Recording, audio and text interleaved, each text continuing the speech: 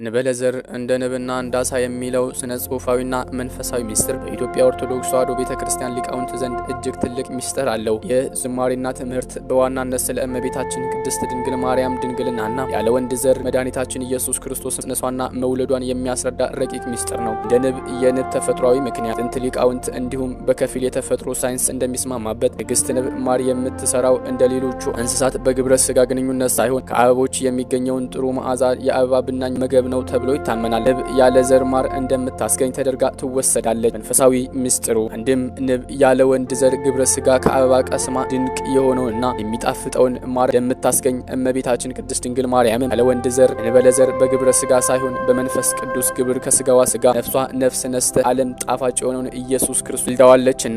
አንድም ንብ ንጽሕት ናት። የምታርፈውም ንጹህ በሆነ አበቦች ላይ ብቻ ነው። እመቤታችንም ከፍጥረት ሁሉ የተመረጠች ንጽሕት በመሆኗ መለኮት ክርስቶስ በንጽሕናዋ አድሮባታልና ነው። እንደ አሳ የአሳ ተፈጥሯዊ ምክንያቱ ተፈጥሮ ስርዓት ሴቷ አሳ እንቁላል ስትጥል ወንዱ አሳ በህዋስ ደረጃ ሳሹን በእንቁላሎቹ ላይ ይረጫል። ነገር ግን ይህ የሚሆነው በውሃ ውስጥ እንጂ ለሌሎቹ እንስሳት በስጋዊ መገናኘት አይደለም። በልጡኑ ደግሞ በአንደምታ ታሪክ ላይ በአሳ የወንዱን ጥላ በማየት ወይም ፈሳሹን በመቅመስ ጸንሳለች ማለትም ያለ ምንም የስጋ ንክኪና ያለ ዘር ድብልቅ ጽንሱ ይፈጠራል ማለት ነው። መንፈሳዊ ሚስጥሩ አንድም ሴቷ አሳ ያለ ስጋዊ ግንኙነት በውሃ ውስጥ የወንዱን ጥላ በማየት ብቻ እንደምትጸንስ እመቤታችን ቅድስት ድንግል ማርያም በሉቃስ ወንጌል ላይ መልአኩ ቅዱስ ገብርኤል መንፈስ ቅዱስ ባንቺ ላይ ይመጣል የልዑል ኃይልም ይጋርድሻል እንዳለ ኃይል ልዑል ጥላነት ያለ ወንድ ንክኪና ዘር ጌታን ጸንሳዋለች። አንድም ሰው በውሃ ውስጥ ይኖራል፣ ውሃው ግን አሳውን አያበሰብሰውም ወይም አይጎዳው። ክርስቶስም በማህፀነ ድንግል ሲያድር ድናዋን ሳይለውጥ ማህፀኗን ሳያቆስል በድንቅ ሚስጥር ተጸንሶ ተወለደ። አስተውሎ